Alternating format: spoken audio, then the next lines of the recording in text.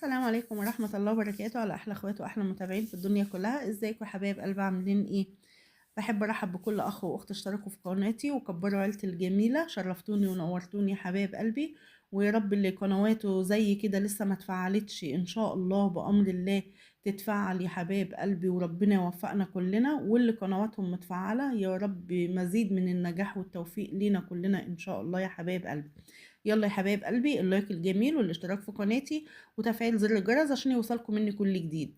يلا نبدأ بالصلاة على النبي عليها أفضل الصلاة والسلام. اللهم صل وسلم وبارك عليك يا حبيبي يا رسول الله.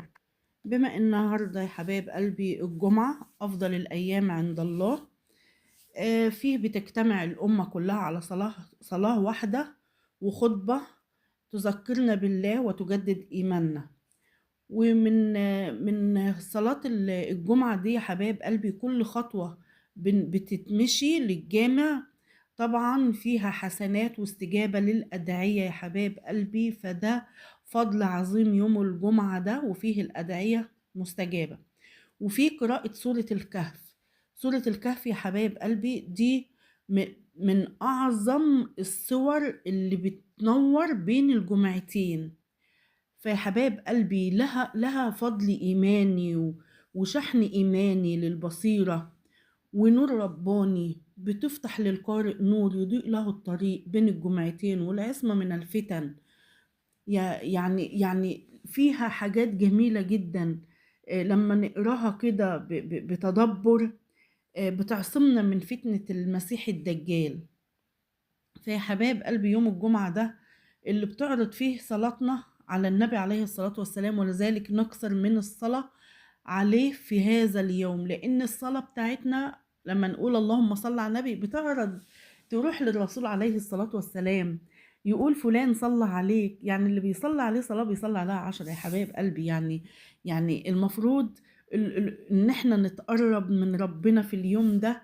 هي في كل الأيام بس يوم الجمعة ده يوم جميل، يوم سكينة وراحة وهدوء، وربنا يشرح صدورنا وييسر أمورنا بفضل الصلاة على النبي عليه أفضل الصلاة والسلام. فيا حبايب قلبي على قد ما نقدر إن احنا في اليوم العظيم ده يوم الجمعة إن احنا قراءة سورة الكهف والصلاة على النبي عليها أفضل الصلاة والسلام. وما بين العصر والمغرب يفضل ان انت تصلي ركعتين لله تطلبي من ربنا في الوقت ده اللي انت نفسك فيه، لان فيه ساعة في الوقت ده ربنا بيستجيب لينا فيها. فيا حبايب قلبي اللي عنده أمنية بأي حاجة ربنا يحقق أمانينا ويحقق مطلبنا، وأهم حاجة ربنا يشفينا ويشفي كل مريض يا رب يا رب. كل مريض يا رب كده بيتألم ما يعلمش بألمه غير ربنا يشفيه ويتم عليه بنعمة الشفاء يا حبايب قلبي. وكل واحد نفسه في أمنية ربنا يحققها له، اللي نفسه في عمرة وحج ربنا يكتبها له ويجعل لنا نصيب يا رب، أنا وإخواتي وولادي ومتابعيني وكل مشتاق يا رب، اللهم أمين.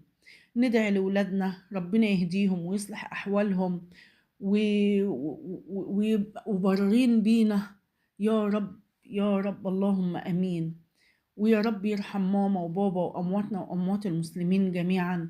ادعوا يا حبايب قلبي باللي انتوا نفسكوا فيه كله.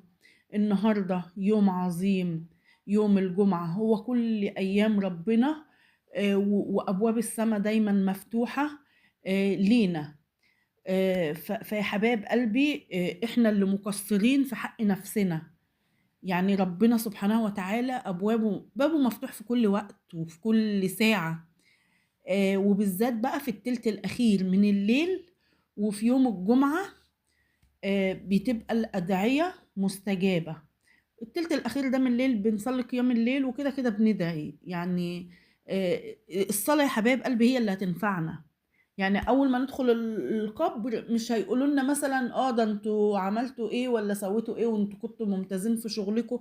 اتقنوا في شغلكم لأن ايه هتتسألوا عنه، بس اللي هتتسألوا عنه هو الصلاة وصلة الأرحام. اللي قاطع رحمه اللي ما بيصليش، دي يا حبايب قلبي كلها يعني ربنا يهدينا يا رب ويصلح أحوالنا. واللهم أعنا على ذكرك وشكرك وحسن عبادتك يا رب، اللهم أمين. ربنا يحقق دعواتنا ويستجيب دعائنا يا حبايب قلبي. فيلا يا حبايب قلبي، اللي ما بيصليش يصلي. نجعل في هذا اليوم بداية جديدة للتوبة وفرصة لترميم ما انكسر في علاقتنا مع الخالق ومع نفسنا. الجمعة يا حبايب قلبي مش مجرد يوم في التقويم، بل هو رحمة مهداة لتغسل همومنا ونعود إلى الله بقلوب سليمة. اللهم اجعل جمعتنا هذه جابرة للقلوب، غافرة للذنوب، ومبشرة بكل خير. وصلي على سيدنا محمد عليه أفضل الصلاة والسلام. الصلاة على النبي يا حبايب قلبي، الصلاة على النبي. صلوا على سيدنا محمد عليه أفضل الصلاة والسلام. هو شفيعنا وهو نبينا وهو حبيبنا، رسول الله عليه أفضل الصلاة والسلام. يا حبايب قلبي صلوا عليه كتير. الصلاة دي لو صليتي على النبي، يعني أنا هقول لكم على حاجة بفضل الصلاة على النبي دي، ولا حول ولا قوة إلا بالله، والأذكار. ايام كورونا وايام الفتره اللي كانت حصلت ايام كورونا دي، انا كنت تعبت، ما كنتش بقوم من الارض خالص. تمام يا حبايبي، انا كنت بقوم يا دوبك اتوضى بالعافيه بالعافيه واجي انام مكاني. انا كنت بقوم بس علشان اتوضى واصلي، والسبحة في ايدي، نايمة قاعدة السبحة في ايدي ما بسيبهاش، بفضل الصلاة على النبي. ولا حول ولا قوة الا بالله، ولا اله الا انت سبحانك اني كنت من الظالمين. يا حبايب قلبي والله بتفرق، والله بتجلي كل حزن من قلبك، بتصفي قلبك من جوه. لو انت متضايقة او مخنوقة صلي على النبي. لا حول ولا قوة الا بالله. كنز، والله كنز فعلا. انا بقول لكم عن تجربتي، وطبعا كلنا عارفين الكلام ده، بس احنا بنذكر بعضنا يا حبايب قلبي. ويا رب اللي انا بقوله ده يجعله في ميزان حسناتي، والناس لما تسمع حاجة زي كده ان انا بذكرها وبذكر نفسي قبل منكم، يا رب كده يدعوا لي ان هو يجعله في ميزان حسناتي. بس هو ده اللي انا عايزاه. سيبكم انتوا بقى من اليوتيوب والكلام ده، لان انا بصراحة انا زهقت من اليوتيوب.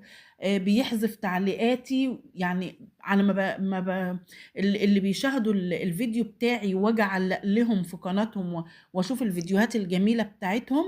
للأسف يا دوبك 5 6 قنوات اشوف لهم، والباقي اتفرج على الفيديو وبعد كده الاقي التعليق اختفى. فبصراحة الواحد نفسيته وحشة. فيا حباب قلبي، التقرب إلى الله مفيش أحسن منه. يعني القناة أنا هنزل عليها في الوقت اللي ربنا هيسمح لي فيه، أو إن أنا هكون مهيئة للموضوع ده. لأن زي ما انتوا عارفين إن الفيديو بياخد مننا وقت كبير، والقناة بتاخد مننا وقت كبير، وهي شاغلنا الشاغل. فلا، شاغلنا الشاغل هو الصلاة والتقرب إلى الله. هو ده اللي هينفعنا لما ننزل قبرنا، مش القناة اللي هتجيب لنا مشاهدات وهتجيب لنا مش عارف ايه.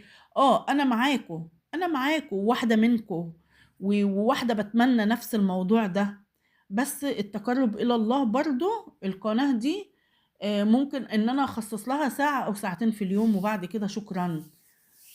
لاني حبايب قلبي بتاخد وقت فظيع جدا جدا جدا، وانتوا عارفين الكلام ده.